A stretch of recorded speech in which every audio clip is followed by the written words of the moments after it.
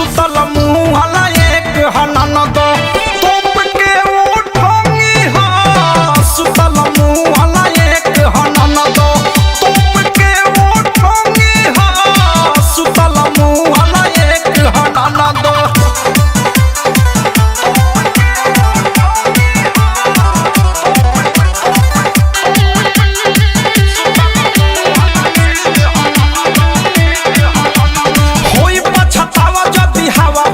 काटेलू फूफ जैसे काटेला भैंसी होई पछतावा जदी हवा हमें पैसी काटेलू फूफ जैसे काटेला भैंसी सुधा नाही रहे तहारा बिछाना जानी धंगी ह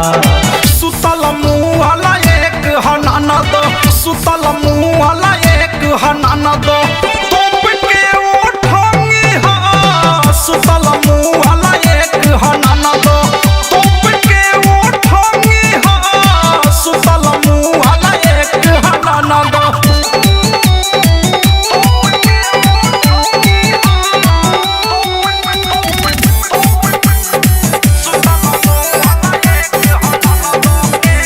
ससुर से तहारा शिकायत रहे आई कुछ तो देखले बा मीठू मिसाइल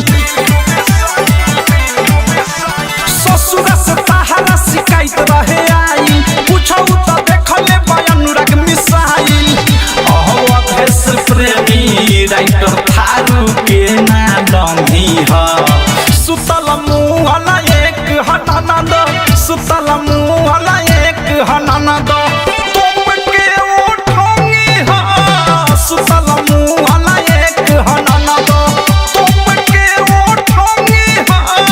सुतल मुँह वाला एक हननद। RCM म्यूजिक न्यू ऐप अभी डाउनलोड कीजिए हमारे गूगल प्ले स्टोर से और पाए भोजपुरी लोकगीतों का एक से बढ़कर एक ऑडियो वीडियो सॉन्ग बिल्कुल मुफ्त।